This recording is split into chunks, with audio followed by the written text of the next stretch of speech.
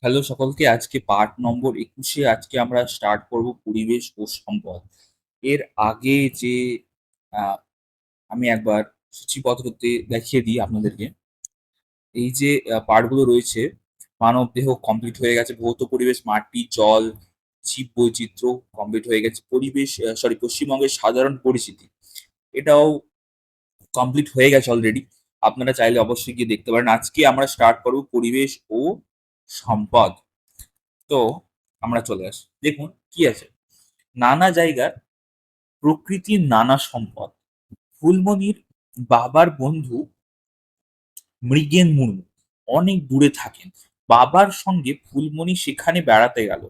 সে আগে কখনো গ্রাম ছেড়ে দূরে যায়নি। এমন দৃশ্য আগে দেখেনি।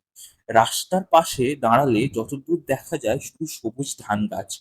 ফুলমণি বাবাকে বলল, "আমাদের ওদিকে এমন ধান হয় না কেন?" বাবা বলল, "আমাদের লাল মাটি, জল দাঁড়ায় না, চাষ হয় না। মাটি সেখানে যেখানে যেমন, এখানে মাটির ঢাল খুব কম, তাই জল দাঁড়ায়। সব জমিতেই ধান হয়।" ফুলমণি হতাশ হলো। তাই তার বাবা আবার বলল, "আমাদের ওখানকার মাটিতে পাথর আছে, পাকা বাড়ি করতে লাগে। অন্য জায়গার লোকেরা ওখান থেকেই পাথর আনে।" এসব মাস কয়েক আগের কথা। ফুলমণি চিঠিতে সব লিখেছিল তার বন্ধু জাগরণকে। ওরা এখন কার্শিয়াঙে গেছে। ওর বাবা সেখানে বদলি হয়ে গেছে। সে লিখেছে তারা উঁচু পাহাড়েই থাকে।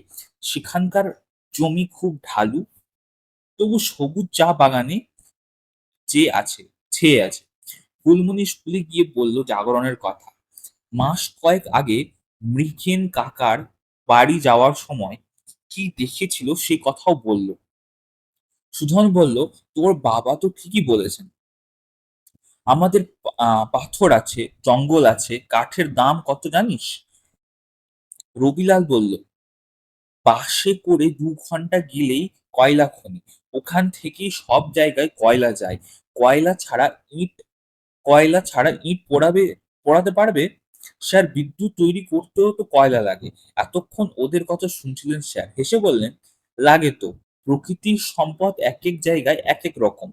তোমাদের কাছাকাছি এলাকায় প্রকৃতির কি কি সম্পদ আছে তা নিয়ে আলোচনা করে লেখো।" নেক্সট, প্রকৃতি ও মানুষ মিলে তৈরি করে সম্পদ। পরদিন ক্লাসে সম্পদ নিয়ে আবার কথা শুরু হলো। দিদি বললেন, মানুষের স্বাস্থ্য একটা সম্পদ। তা আছে বলেই পরিশ্রম করতে পারে। বুদ্ধি আর একটা সম্পদ। আর প্রকৃতিতে ছড়িয়ে আছে আরো অনেক সম্পদ। সেসব নিয়ে নিজের স্বাস্থ্য ও বুদ্ধি কাজে লাগিয়ে আরো অনেক সম্পদ তৈরিও করেছে মানুষ। ডোম আ ডমুর ডমরু বলল, যেমন মাটি আর কয়লা দিয়ে করেছে ইট, তা দিয়ে করেছে পাকা বাড়ি। ময়রাং বলল, একজন মানুষের বুদ্ধি নয় কিন্তু। রান্নার কথাটা ধর, প্রথমে তো রাঁধতই না, রান্নার জন্য আগুন জ্বালানো দরকার। অথচ একসময় মানুষ আগুন জ্বালাতে পারত না, তখন কাঁচা খাওয়া ছাড়া উপায় ছিল না। তারপরে একসময় আগুন জ্বালাতে শিখলো, তখন জ্বলন্ত কাঠের মাংস আগুনে মাংস ঝলসে খেত। কিন্তু রান্নার জন্য বাসনপত্র চাই, পাত্র না হলে রাঁধবে কিসে, রাখবেই বা কিসে, রাধা খাবার খাবেই বা কিভাবে? রবি বলল, পরে কেউ বুদ্ধি করে মাটির কড়া করলো, তারপর হাঁড়ি। এখন কত কি হয়েছে, স্টিলের বাসন, প্রেসার কুকার, আরো কত কি। জানো, প্রথম দিকে মানুষ মাটির পাত্র দিয়ে গায়ে আঁকতো, তারপর সেটা পুড়িয়ে শক্ত করে নিত। নানা কিছু আঁকার বিষয় ছিল। মাটি খুঁড়ে তেমন অনেক আঁকা পাত্র পাওয়া গেছে। মথন বলল, উনুনই কত রকম। আগে মাটিতে গর্ত করে কাঠের উনুন হতো, তারপর আঁচের উনুন, গ্যাসের উনুন, অনেক রকম ইলেকট্রিকের উনুনও হয়েছে। লক্ষ্মীমণি বলল, কত হাজার বছর ধরে হয়েছে বলতো এগুলো? কত মানুষের বুদ্ধি কাজে লেগেছে ভেবে দেখতো। দিদিমণি বলল, একজন বুদ্ধি করে কিছু করতো, আর একজন তা শিখতো, তারপর বুদ্ধি করে আর একটু ভালো কিছু করার চেষ্টা করতো। এভাবে অনেক মানুষের বুদ্ধি যোগ হয়েছে। ফুলমণি বলল, এটাই তো মানুষের বুদ্ধি সম্পদ, আহ মানুষের বড় সম্পদ। এভাবে যোগ না হলে একার বুদ্ধিতে বেশি দূর এগোনো যেত না। এখানে বিভিন্ন ছবি দেওয়া রয়েছে। দেখতে পাচ্ছেন আপনারা। তারপরে দেখুন, তুমি যেসব সম্পদ ব্যবহার করেছো তার মধ্যে কি অনেক মানুষ মিলে তৈরি করেছে তা নিয়ে আলোচনা করে লেখো। আচ্ছা, যাই হোক তারপরে নেক্সট, লেখা নেই কাগজে, আছে শুধু মগজে। দেখি কি আছে। দুদিন পর স্কুলে এসে শ্যামল একটা ঘটনার কথা বলল। খেলতে গিয়ে তার পা কেটে গেছে। মাঠের পাশে হারুন মিয়ার বাড়ি। উনি গাছপাতার ওষুধ জানেন। তাই শ্যামল ছুটে গিয়েছিল তার কাছে। উনি প্রথমে কাঁটাটা ভালো করে দেখেন, তারপর বাগান থেকে ২ রকমের পাতা এনে তার রস লাগিয়ে দেন। কিছুটা ছেঁচা পাতা দিয়ে আঙুলটা মুড়ে দেন। আর একটা পরিষ্কার সাদা কাপড় জড়িয়ে বেঁধে দেন। পরদিন সকালে শ্যামল দেখে যে আঙুলটা ব্যথা নেই। কাঁটাটা দেখা যাচ্ছে, তবে সেটা শুকনোর মুখে। বিকেলে ঠাকুরদাকে সে ঘটনাটা বলে। ঠাকুরদা সে আ বলেন যে হারুনের বাবাও ঐরকম ওষুধের কথা জানতো। ওষুধ দিয়েছেন তাকেও। সবাই বুঝলো যে হারুন মিয়া ওষুধ গাছগুলো চিনেছিলেন তার বাবার কাছ থেকে। তার বাবা হয়তো চিনেছিলেন তার বাবার কাছ থেকে। কোনো বইতে ওই গাছের কথা নাও থাকতে পারে। তাই মথন বলল, "আমরা সবাই মিলে উনার কাছে যাবো।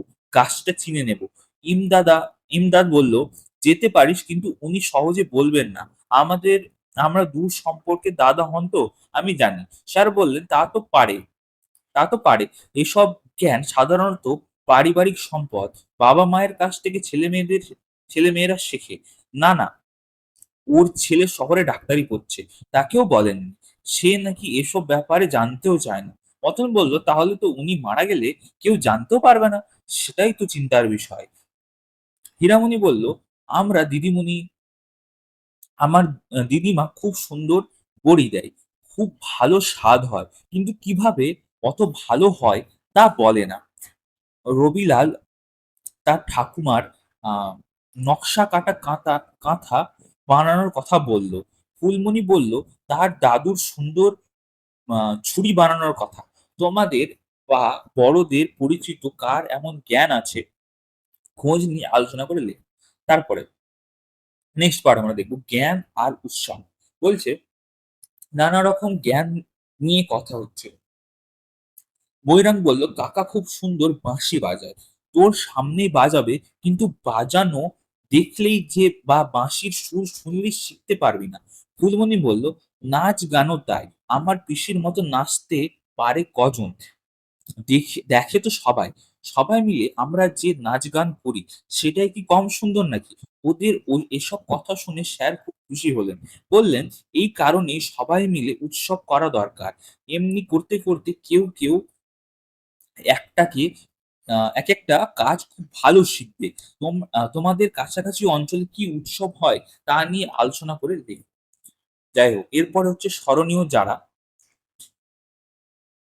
তো এই পার্টটা আমরা নেক্সট ভিডিওতে আবার স্টার্ট করব। যাই হোক, আজকে ২১৫ অব্দি থাকলো। ২২ নম্বর পার্টে আমরা স্মরণীয় যারা বিভিন্ন মনীষীদের ব্যাপারে আমাদের এখানে বলা হয়েছে সেটা আমরা জানবো, এবং অলরেডি অনেকগুলো ভিডিও দেওয়া রয়েছে। আপনার যদি ইচ্ছা আপনারা সেখানে গিয়ে দেখতে পারেন। অলরেডি প্লেলিস্ট তৈরি করা রয়েছে। ভিডিওটা ভালো লাগলে অবশ্যই শেয়ার করবেন এবং একটু লাইক করে চ্যানেলটা সাবস্ক্রাইব করবেন। বাই।